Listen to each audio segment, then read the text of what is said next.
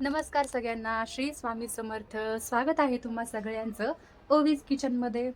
तर आज बघा, आज आहे मार्गशीर्ष महिन्यातला तिसरा गुरुवार. तर मी आज प्रसादासाठी बनवणार आहे तांदळाची खीर. त्याला आमच्याकडे पायस सुद्धा म्हणतात तांदळाचं. तर त्याआधी बघा मी महालक्ष्मीची पूजा कशी केली आहे ते बघू शकता.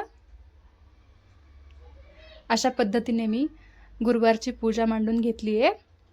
आता प्रसादासाठी लागणारी खीर तयार करून घेणार आहे.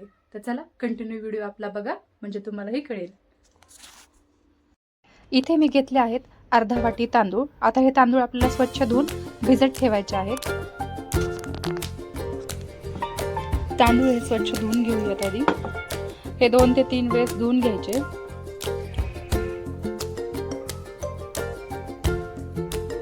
तांदूळ मी 2 ते 3 वेळेस स्वच्छ धुवून घेतलेत. आता याच्यामध्ये पाणी घालून घ्यायचं आणि हे 1 तासभर तरी छान भिजू द्यायचे. चला, 1 तासाहून अधिक वेळ झालेला आहे. तर आपण बघूया आपले तांदूळ भिजलेत का.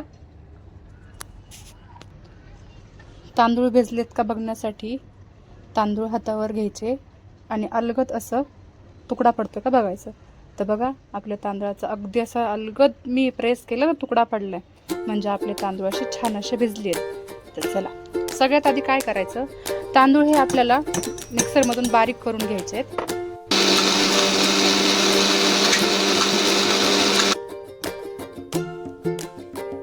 बघू शकता.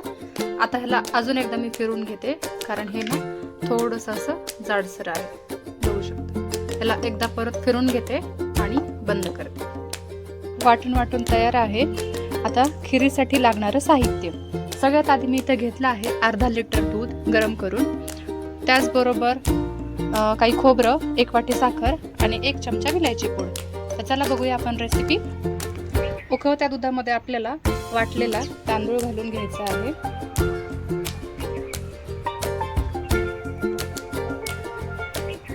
यात मी थोडंसं पाणी घालून घेते. घेतलं आहे. आणि हे तांदूळ वाटलेलं टाकताना असा एकदम पसरून टाकायचा, एका ठिकाणीच टाकायचा नाही. एका ठिकाणीच जर टाकला तर ह्याच्या गाठी तयार होतात आणि करपतं सुद्धा. आणि ह्याला छान असं बुडापासून हलवून घ्यायचं. याच्या गाठी होऊ द्यायच्या नाहीत, नाहीतर नुसता तांदूळ चीक शिजवल्यासारखा लागतो. आता ह्याला ना एक छान अशी उकळी येऊ द्यायची आपल्याला. पण काळजी घ्यायची की तांदूळ आपला खाली चिटकला नाही पाहिजे. बघू शकता, अजिबात गाठी झाल्या नाहीयेत. अगदी सुटसुटीत असं दूध आणि तांदूळ दोन्ही राहिलेले. आता हे आपलं छान अशी एक उकळी फुटली की हे घट्ट सुद्धा होईल. आता गॅस हा बारीक करून आपल्याला त्याच्यात घालून घ्यायचं आहे खोबरं. छान मिक्स करून घ्यायचं. याला सतत हलवावं लागतं, नाहीतर आपले तांदूळ बुडाला चिटकतात आणि करपतात.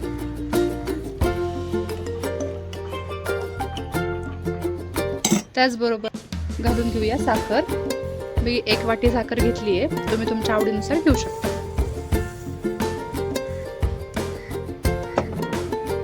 आता लगेच विलायची पावडर.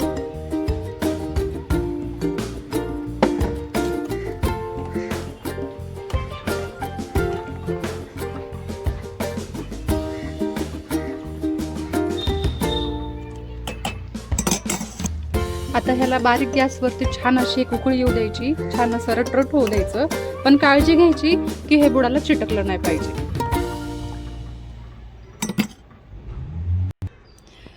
तर बघा, आपल्या खिरीला छान अशी उकळी फुटली आहे आणि खीर एकदम अशी तयार आहे. बघू शकता, घट्ट अशी झाली आहे.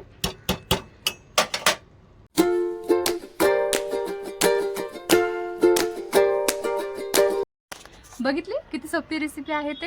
तर अशाच नवनवीन गावठी तर काही सिटी रेसिपीज बघण्यासाठी आपल्या चॅनलला नक्कीच सबस्क्राईब करा, लाईक करा, शेअर करा आणि हो, कमेंट बॉक्समध्ये नक्कीच कळवा खीर कशी झाली आहे ते. आमच्याकडे याला पायस बोलतात, तुमच्याकडे काय बोलतात नक्की कळवा. Thank you for watching.